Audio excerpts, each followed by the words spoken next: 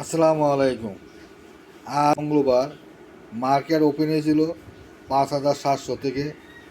Market আজকে high ছিল 5,703, এবং লো ছিল 5,640।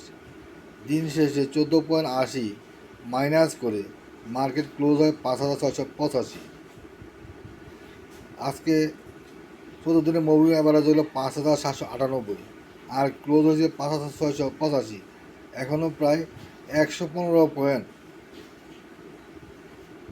উপরে আছে মুভিং অ্যাভারেজ।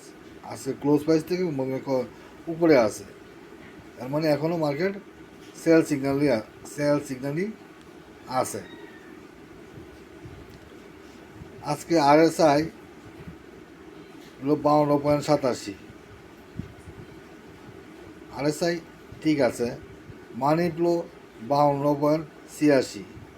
MACD 4 দিন যাবৎ নেগেটিভ। আগামীকালের মার্কেট প্রেডিকশান। আগামীকাল মার্কেট 5,685 থেকে ওপেন হয়ে 5,715 পর্যন্ত উপরে উঠতে পারে। 5,715 যদি ব্রেকআউট করতে পারে তাহলে 5,725 পর্যন্ত উপরে উঠবে। 5,725 যদি ব্রেকআউট করতে পারে তাহলে 5,740 পর্যন্ত উপরে উঠতে পারবে।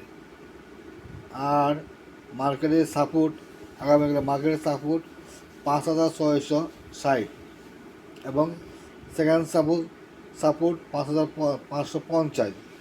তৃতীয় সাপোর্ট 5,540।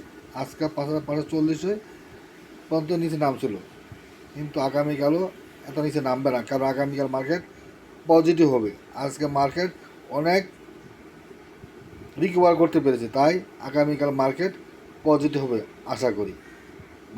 আগামীকালের মার্কেট প্রেডিকশান, আগামীকাল মার্কেট পজিটিভ হবে। আজকে মার্কেটে 130টি কোম্পানি পজিটিভ ছিল, 229টি কোম্পানি নেগেটিভ ছিল, 333টি কোম্পানি আনসেন্স ছিল। লেনদেন হয়েছে 750 কোটি টাকা। আশা করি আগামীকাল মার্কেট পজিটিভ হবে।